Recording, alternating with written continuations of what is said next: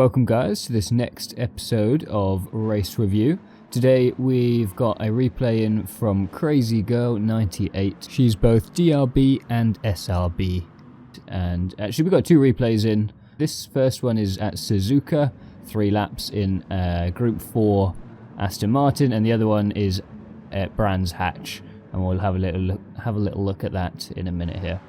Anyway, Crazy Girl has asked about struggling with clean overtakes, so raising your sportsmanship rating, but also trying to do well in the race, which is a reasonable thing to want to be able to do.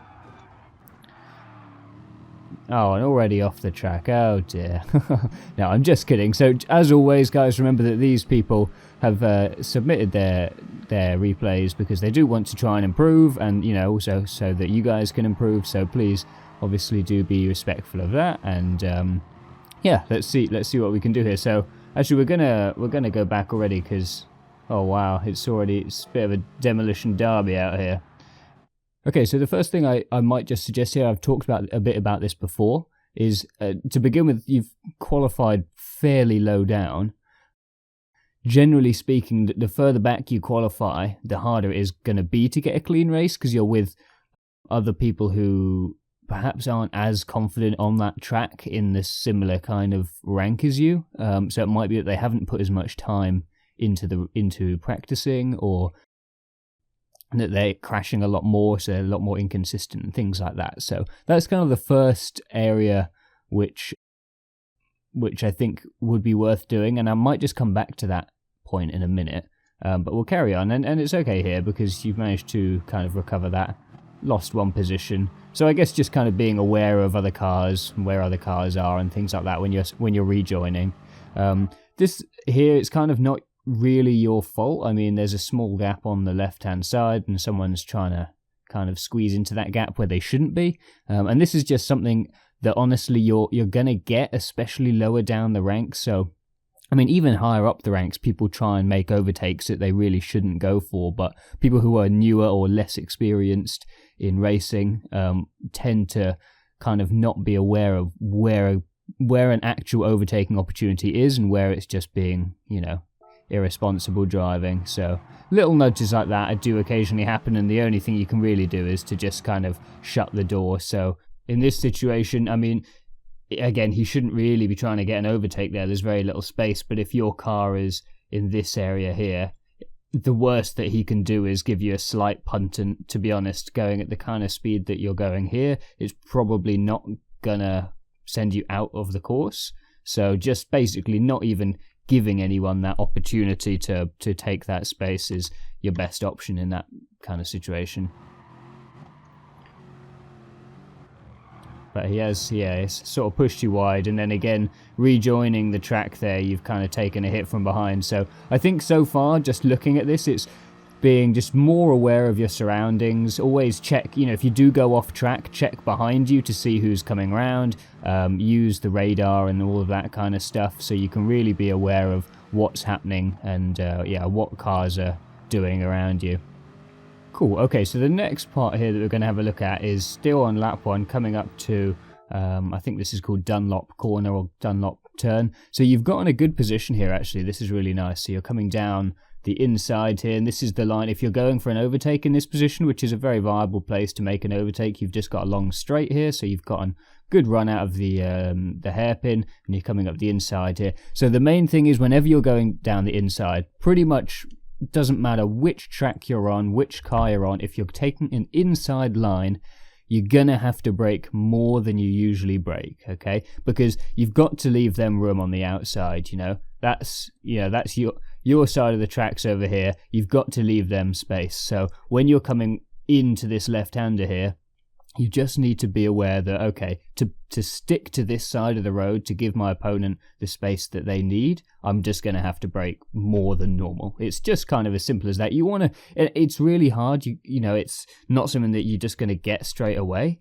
And it does take practice, but it's kind of as simple as that, because as we play it forwards here, you're going to see you haven't quite braked enough. And to be fair, he's trying to come in quite tight here.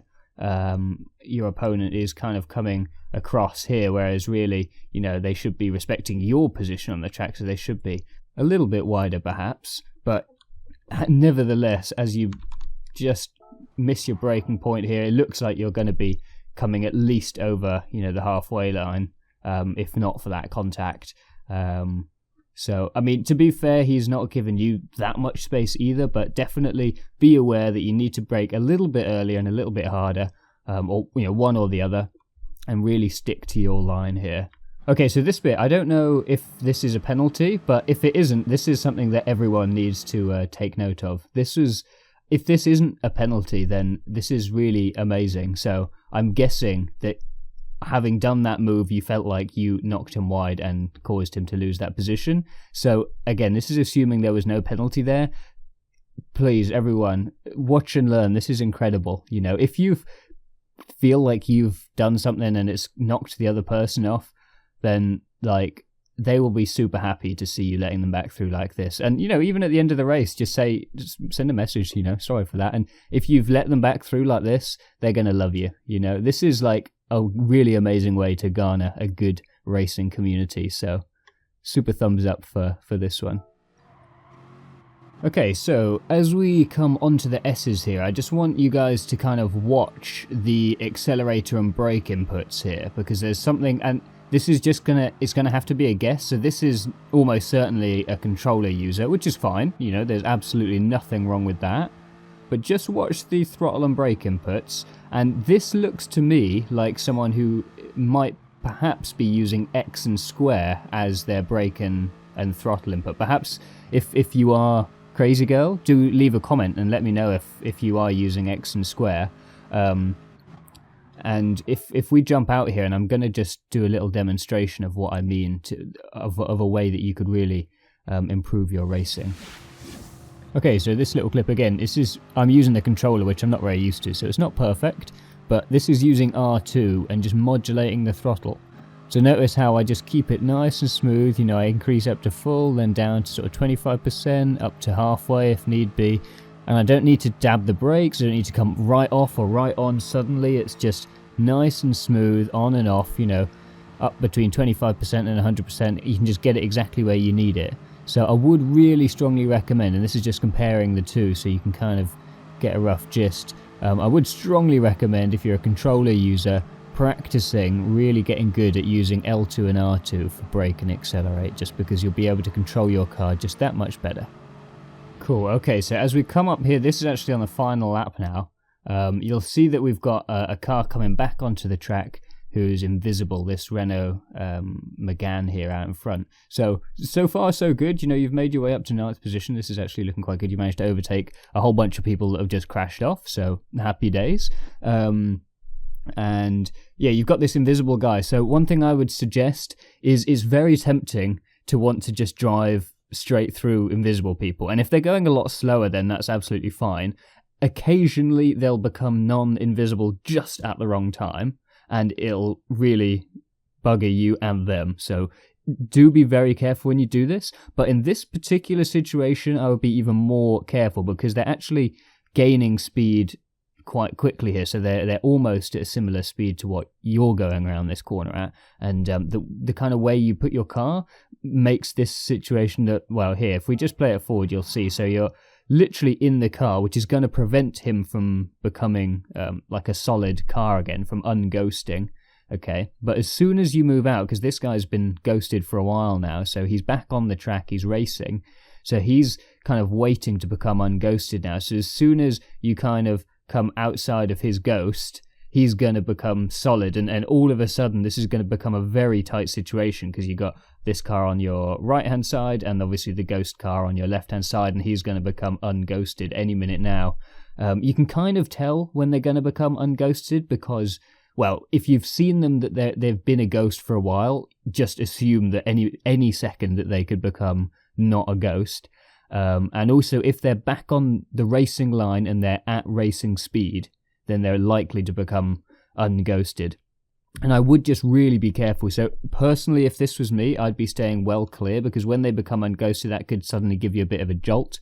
I know you've kind of got a good run here on Remski, but I would probably err on the side of caution and just tuck in behind Remsky on the outside and just use his draft, and you might still be able to go past this ghosted car here, but just tuck in 8th position, as opposed to trying to battle it out across like 3 lanes of car, basically. So that's kind of what I was suggesting. As we play it here, you see it kind of becomes unghosted, gets a little bit messy in a few little bumps, and it's not the end of the world, and actually you've done the right thing there and just backed out of that one, but I imagine that would have given you a few SR downs. So as we're talking about how you can improve your SR and how to make overtakes whilst having a good SR, I would definitely still stay well clear of ghosted cars, just as a general rule. By the way, I love this use of the lights. So you flashed him when you were going past, and then look at this, indicating to go back into lane. It's amazing. I've never seen anyone do that before, but that is incredible. But to be fair, I'm not sure if it's necessary, and I mean, if it's no issue to you doing that, that's fine. But I know if it were me and I was thinking, right, I'm going to have to, I'm indicating now to go past this person, I'd be more likely to forget my brake point or, miss my turning point or something. So, and as it happened, you did run wide at that corner. So that might be something that I would kind of, occasionally it is useful if you're braking suddenly or you're slowing down for a penalty. Obviously, you can put the hazards on, but I don't know, maybe don't worry about indicating and things like that, because it's just one more thing to think about, and you've already got plenty of other things you've got to be thinking of when you're racing. Okay, so as we come to the end of the race here, I wanted to say, so first you've done really well, because you've gone from, 13th to 6th, so overall I would say good race, although obviously there were some things to work on there. But if we have a look at the live timing screen, so your best lap is number 6th here, so a 2:12.4. Your last lap was a 2:13. If you look at the people beneath you, pretty slow times there. But if you look at the 5 in front of you, they were all pretty much either slower than you or about as fast as you were, and you were considerably faster than all the people behind you. So what this suggests to me is that perhaps you didn't spend long enough on your qualification. So it's going to kind of give you 2 problems. One is it means that you're going to be quicker than the people in front of you if you quali really far back. It means you've got to battle through loads more cars, and it also means that you're fighting other people that perhaps haven't spent that much time on the combo, as I was talking about. They haven't spent much time qualifying, they haven't spent much time practicing. If you qualified with these, up here, with these guys that are running more consistent laps, they know the break points, they know the lap generally, and they're going to just be more consistent drivers, I think you're going to have less issues with SR, because you're racing with other people that are fairly confident in the track. Okay, so this is hopefully going to prove my point with that last one. So we're now at Brands Hatch. This is the second replay that Crazy Girl submitted. So it's in the Cayman GT4, I think is the name of this car, and qualifying in 3rd place. So, already that's a good improvement on 13th. And it's actually going to show a lot, there's a lot less in the way of kind of messy, scrappy battles and things like that. So let's have a little look at this replay then, and we'll see kind of some of the differences. Okay, so this next move coming up, I'm not really sure what you were trying to do here. So you were tucked in just behind Wadji here, and then you kind of pulled out to the left, and it looked like you were going to try a move down the inside here. You never really had an overlap at this point. You might have just been going slightly faster than him, but there was definitely no overlap between your cars. And this corner really isn't somewhere you want to be overtaking. It's a tight left-hander, and there's very little space on track here. I would really recommend just staying tucked in behind here. And what you can do is people often get a really rubbish run out of this corner. So what I sometimes do, if I'm really close behind someone, when you're in this kind of braking zone as you're coming in, just let off the throttle slightly so that you come back away from the opponent's car slightly. So instead of being really tightly tucked in behind here, just come slightly further back, to here, and it gives you a little bit of breathing room. And then it means that, because if you're where the yellow is here, if you try and put your foot down and Wadji for some reason doesn't get a very good run, all that's going to happen is you're just going to bump straight into the back of him, you're going to get an SR down, and he's going to go much faster out of the corner because you've just given him a speed boost and you're going to go really slow.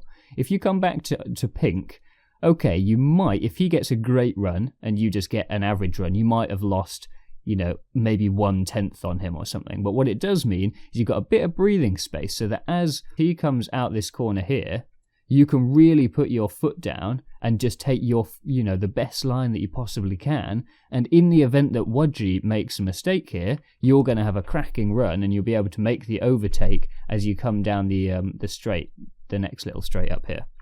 But you're going to, see that move, it's just going to get cut off. There's really no way that you're ever going to get that. And then you've actually lost several tenths there, which you didn't really need to lose. And worst comes to worst, if you do just back off and follow the line, you just kind of keep your position. Just watching this little clip here, it's very clear that A, you've qualified much closer to your actual speed, and B, you can just see the difference. The racing's so much better than in the last race. People around you are racing at a similar speed to you, so there's less chance of incidents kind of arising because there's more of a similarity in your speeds. Just overall this race looks so much better just because of that qualifying position. Okay, so I'm just going to pause it here now. One of the kind of things you mentioned is overtaking people cleanly. So clean overtakes are more likely to happen on a straight than on a corner. So if you really want to just stick to like pure clean overtakes without any possible chance of things going wrong, avoid overtaking on corners where possible. Sometimes you'll be forced into a situation where you're side by side. It's racing. That's sort of the fun of it. But if you really want to improve your SR, just really stay clear because people are much harder to predict in the corners. One thing you could work on to be able to make those overtakes, but in a really, really unavoidably clean way, is to work on getting really good exit speeds from these corners. So this particular one, you're about to hit the longest straight on the track coming up here, so it's a really good place to make an overtake. Probably on Brands Hatch the best place to make an overtake. So my advice here would be to take a deep line. The line that you're about to take is kind of into the corner here, and then just kind of going around a middle line, and you end up quite wide and you get on the throttle quite late. So the run isn't that great. Ragnar's is similarly not that great. So what I would recommend instead is come deep into the corner. So brake in a straight line. Always better to brake in a straight line because you'll get a lot more efficiency. So you're going to brake back. I usually aim for this little white patch here at the back as my kind of target. I focus on that, or sometimes it depends on the car. Sometimes it's this little end of the rumble strips here, but you're going to aim for that, and you can just work this out in practice. Aim for that point, brake in a straight line. Okay, this is a bit exaggerated, but turning and then accelerating almost from this point right at the back. Okay, if we watch another quick demo again, I'm just using the controller, so it's not perfect, but I'm braking nice and deep, turning in, and I'm on the throttle from there, right at the back of the corner, on the throttle all the way, and you'll really notice the difference here. So keep an eye on my current top speed, so as we pass the bridge over 120. And then what you're doing is kind of coming, as you come around, you're kind of coasting it through, little bit of gas, little bit of gas, little bit of gas, and then there. This is the first point where you're actually on the accelerator. Coming onto the rumbles on the right, and 68 miles an hour. And if we have a little look at your exits, your speed right at the end of the straight here. Yeah, so as we go into the bridge, 117 miles an hour. So one of the last things I want to talk about is having composure when you're racing close to someone. And again, it is something that you just need to get good at. But this first corner here, really nice. You get nice and close, you put the pressure on, but nothing wrong with that. But that's going to make him think, oh, Christ, there's someone right up behind me here. I need to really put my foot down, and maybe that's going to make him make a mistake. So that's really good. However, coming into this left-hander, you kind of just look like you're not really sure where you're going. You haven't really made a decision. And you're kind of a little bit all over the place. So if I play it through here, you'll sort of see what I'm talking about. So you're kind of on and off the brake, left and right. You're not really sure which line you're taking. In the end, it's okay. You don't really lose or gain any time.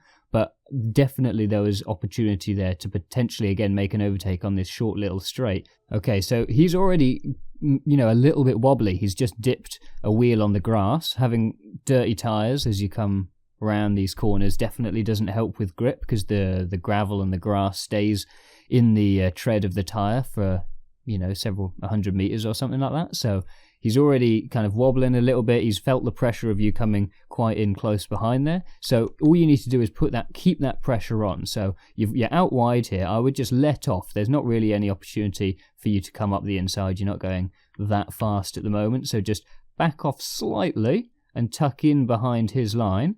He's going to be coming basically just on a normal racing line up to the corner entry, so you're just going to tuck in behind there where that pink line is going. Keep the pressure on, keep as nice and tucked in close behind him as you can, obviously without hitting him. If you need to, just let off slightly before the corner, again as we talked about before when we looked at this corner, so to give yourself a bit of breathing room, and then nice acceleration, nice and smooth, and just keep it calm. I think you need to almost slow things down in your head, really just focus on your line, because when we play it back here, you're just, again, we've already seen it once, but it's kind of like you're off, you're braking, you're going out to the wide, then you're inside. It just looks like you haven't really committed to going inside or going outside or taking the normal line or whatever. So definitely just try to keep your composure and, be patient and just keep the pressure on as much as you can. The more pressure you put on your opponent, the more likely it is they'll make a mistake of their own accord. And actually, that does end up happening, as you will see here in a second.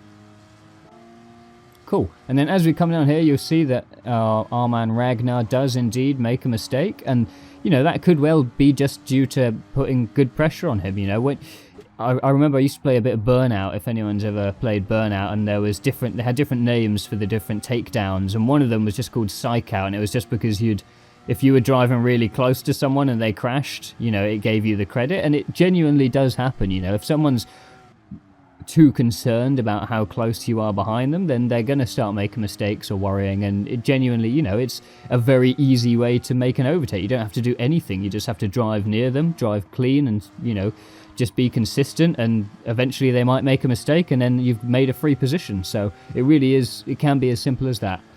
Nevertheless, first place, so very good race, and a lot of that might just be due to that starting position as we talked about before, so definitely work on having good qualies, and I think that will make a massive difference to your SR in general. So I hope you guys found this video useful, and I hope CrazyGirl98, I hope you have learned something here. Hopefully some of the things I've said might prove useful in your quest for getting your SR ranks up. If you did enjoy this video, do remember to leave a like, and any comments, as usual, would be greatly appreciated. If you'd like to submit a lap for this race review, don't forget you just need to share your replay, and in the tags, make sure you put Oink83, and as well as that, just be sure to leave in the description what you would like some help with, and I'll do my best to have a look at all of them, although I won't, I can't guarantee to use them all, but if there's a good one, then I'll definitely stick it up. Otherwise, I'll see you guys soon.